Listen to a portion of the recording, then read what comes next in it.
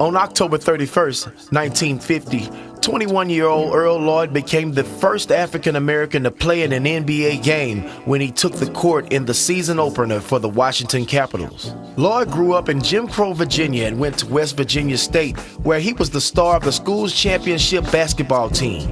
He didn't even know he'd been drafted by the NBA until he ran into a friend on campus who told him that she'd heard a rumor that he'd be moving to Washington.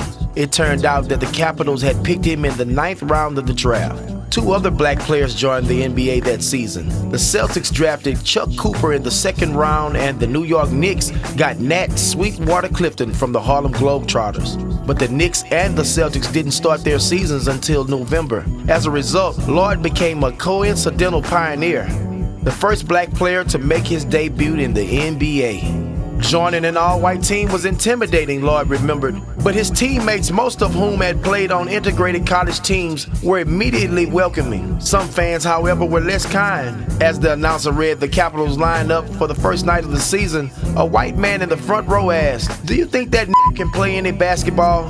Lloyd's mother, who was sitting just behind the man, leaned forward and told him not to worry. "The she said, can play."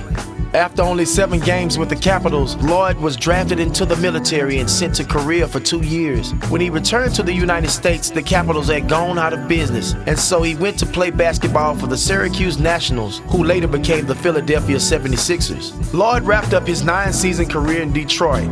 After he retired from playing, he stayed in the Motor City, serving as a scout and then as an assistant coach for the Pistons. In 1970, he became the first full-time black head coach in the league.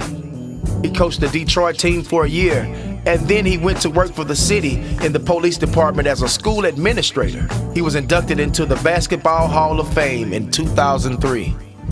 Earl Lloyd, we salute an icon, and this is your Black History Moment.